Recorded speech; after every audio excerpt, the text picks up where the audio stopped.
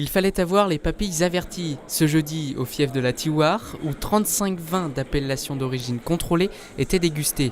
Et ce sont les vins rouges qui ont été le mieux notés, qualifiés d'assez riches et contenant de belles expressions aromatiques. Un des 3 facteurs principaux sur lesquels se base le jury de professionnels et d'amateurs.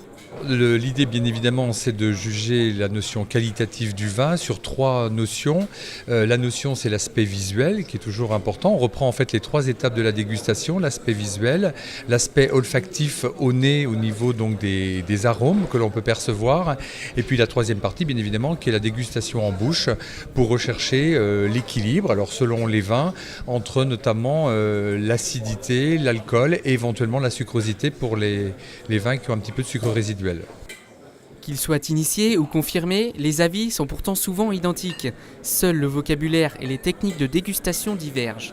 Au niveau du jury, là, on a différentes orientations, différentes sensibilités. Moi, en tant qu'amateur, c'est un peu du ressenti, c'est un peu intuitif, je dirais. Après, c'est parfois plus structuré l'analyse que font les autres membres du jury. Auprès des clients, les vins rosés sont aujourd'hui plébiscités. Frais, élégants et parfumés, ils répondent parfaitement à cette volonté d'un goût fruité. On sait regarder et déguster un vin en se mettant à la place du client. Il faut que le vin soit abordable à la dégustation, il ne faut pas qu'il soit trop complexe, il faut que le client puisse s'y retrouver.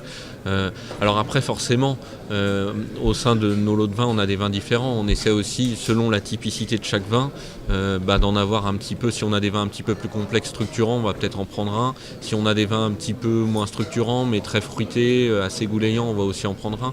Des vins bien représentatifs aussi de ce qu'ils sont. Sur les 490 échantillons présentés, 128 ont reçu une médaille.